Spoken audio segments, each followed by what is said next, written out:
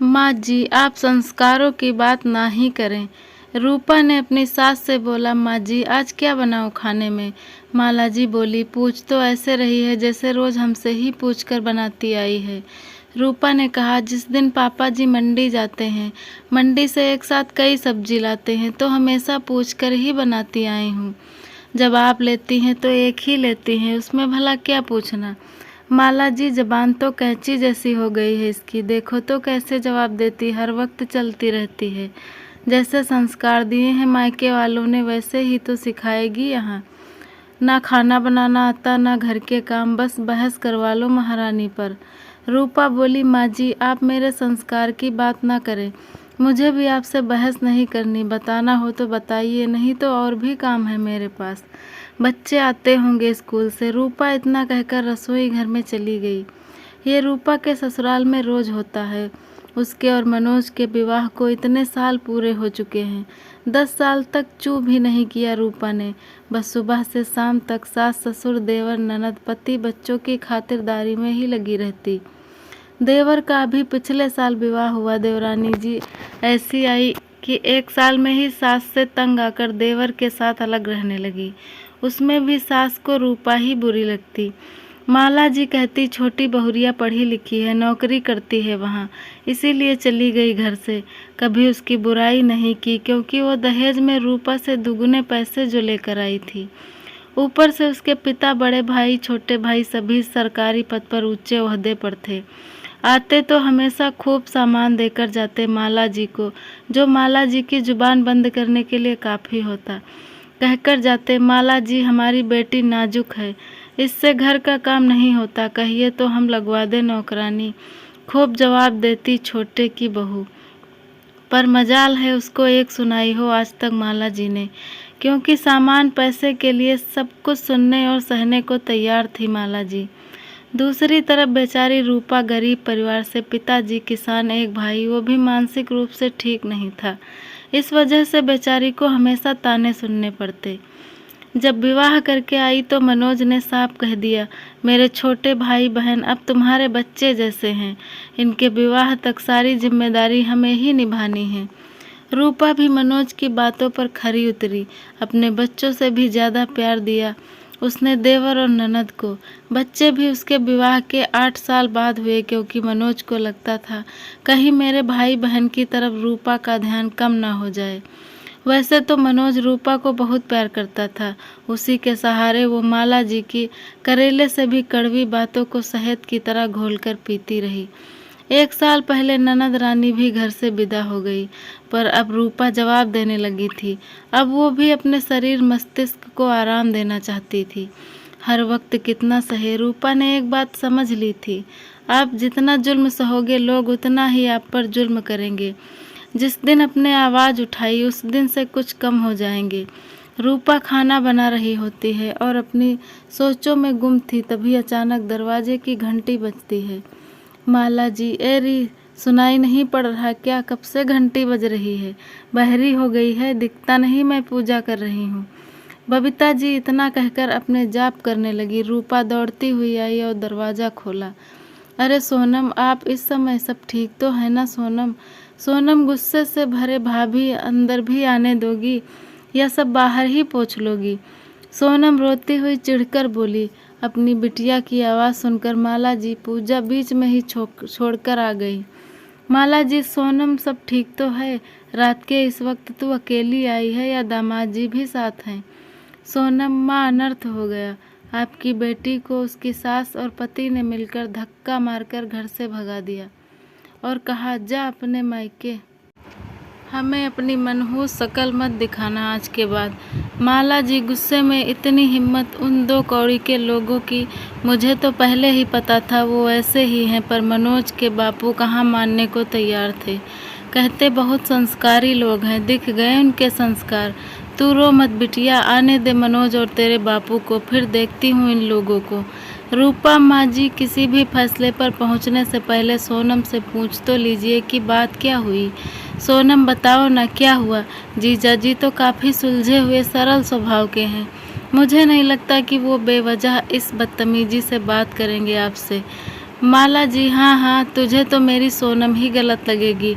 जब से आई है बस हम माँ बेटी के ही पीछे पड़ी रहती है। रूपा बोली, माँ जी मैं सोनम से बात कर रही हूँ, आपसे नहीं। तो बेहतर है आप थोड़ा चुप रहे। तो बोलिए सोनम, क्या बात हुई? सोनम फपक कर रोने लगी। भाभी मेरी कोई गलती नहीं, आप ही बताइए, किटी पार्टी जाने में भला क्या बुराई है? आजकल सभी लेडीज जाती हैं। मैंने बस इतना कहा कि मैं जा रही हूँ, मम्मी का खाना नौकरानी बना देगी, कोई ज़रूरत हो तो बता देना। आपके जीजा जी बहस पड़े, कहते दिखाता नहीं माँ की तबीयत कितनी ख़राब है। तुम्हारा ये रोज़ रोज़ का बाहर जाकर पैसा खर्च करना मुझे पसंद नहीं। अब आप ही बताइए, उनकी माँ तो हमेशा से ही बीमार रहती है, तो क्या मैं अपनी ज़िंदगी जीना छोड़ दूँ? बोलते हैं तुम जब से आई हो घर में नौकरानी का खर्चा, तुम्हारे अनाप शनाप खर्चे इतने हो गए हैं, मुझे छोटी की शादी भी करनी है। इन सब चीज़ों के लिए पैसा नहीं है मेरे पास। मुझे भी गुस्सा आ गया। मैंने भी कह दिया, भाभी कंगालों के घर शादी हुई है मेरी, मेरे तो कर्म फूट गए।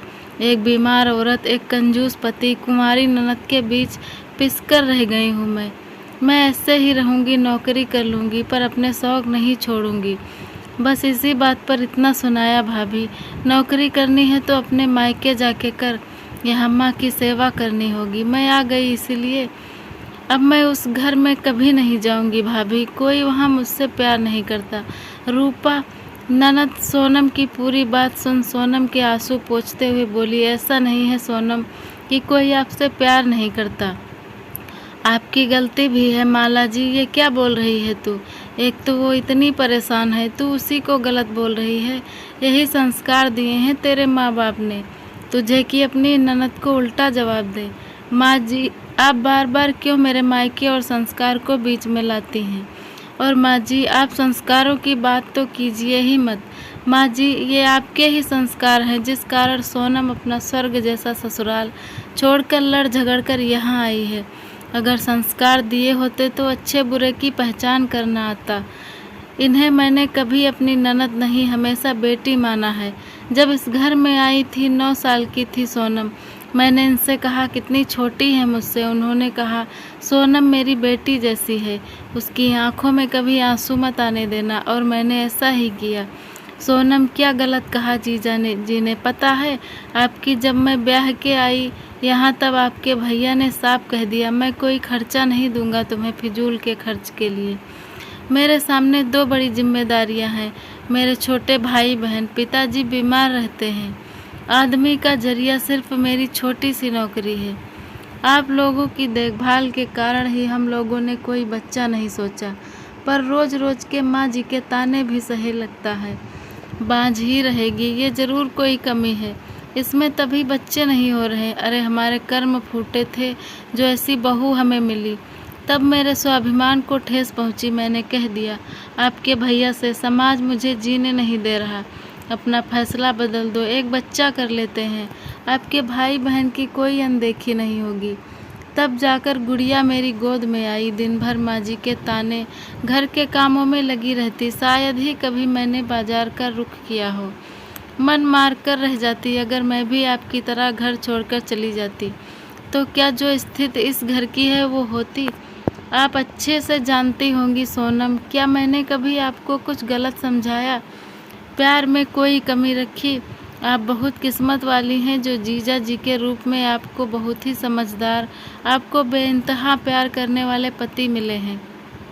आप यहाँ झगड़ा करके तो आ गई, पर वहाँ जीजा जी का क्या हाल हो रहा है क्या आप जानती हैं? आपके घर से निकलते ही दौड़ते हुए आपके पीछे आए, पर तब तक आप गाड़ी से निकल चुकी थी। बता रहे थे रूपा भाभी, सोनम शायद आपके पास आ रही है, बहुत गुस्से में है, उससे कुछ मत पूछिएगा, वैसे भी बहुत परेशान है, गलती मेरी ही है, अपनी प्यारी सी पत्नी की छोटी छोटी ख्वाहिशें भी पूरी नहीं कर पाता, बहुत असफल इंसान हूँ मैं। बस माँ को खाना खिलाकर दवाई देकर आता हूँ सोनम को लेने। सोनम, क्या भाभी, क्या आप सच कह रही हैं? उन्होंने आपको पहले ही बता दिया था। मेरी कोई बुराई, कोई गलती नहीं बताई, फिर आपने बताने में इतनी देर क्यों की? रूपा, मैं बस आपको समझाना चाहती थी कि रिश्ते ख़त्म करना बहुत आसान है, पर उन्हें संजो कर रखना बहुत मुश्किल। तो क्या फैसला किया है आपने? कमरे में सामान रखवा दूँ आपका? आराम से यहीं रहिए, किटी पार्टी कीजिए। सोनम, क्यों शर्मिंदा कर रही हैं भाभी? मुझे अपनी गलती का एहसास हो गया है। मैं भी कितनी नासमझ हूँ, अपने पति को ही नहीं समझ पाई। आप नहीं होती तो शायद आज मैं अपने घमंड के आगे अपना सबसे अनमोल रिश्ता खो देती। थैंक यू सो मच भाभी, आप दुनिया की बेस्ट भाभी हो। यह कहकर सोनम ने अपनी भाभी को गले लगा लिया। रूपा, अरे बस बस दीदी, आपकी इसी मासूमियत भरी बातों से तो जीजा जी आपकी हर गलती को नज़रअंदाज कर देते हैं। सोनम, अब कोई गलती नहीं करूँगी, आपकी तरह सारी जिम्मेदारियों को बखूबी निभाऊंगी। रूपा, ये हुई ना बात, वो देखिए आपको कैसे निहार रहे हैं जीजा जी गेट पर खड़े। सोनम झेंप गई। तब तक मनोज और उनके पिताजी भी आ गए थे। पिताजी, अरे माला, ये क्या हो रहा है? दामाद जी आए और तुरंत चल दिए। माला जी, कुछ नहीं, बस आज कुछ रिश्ते पक्के हो चुके हैं। किसी के संस्कारों ने आज एक घर बर्बाद होने से बचा लिया। माला जी आज रूपा को पूर्ण रूप से अपना चुकी थी। दोनों सास बहू एक दूसरे से लिपटकर सालों के अपने रिश्ते को प्रेम रूपी माला में पिरो चुकी थी। माला जी के मुंह में बस इतना निकला, हे ऊपर वाले, मेरी रूपा जैसी बहू सबको देना। रूपा भी अपनी सास को निहारती रह गई। जिस प्यार के लिए वो बरसों से तरसती आई थी, आज वो उसकी झोली में था। रूपा ने नामुमकिन को मुमकिन कर दिया। आज रूपा बहुत खुश थी।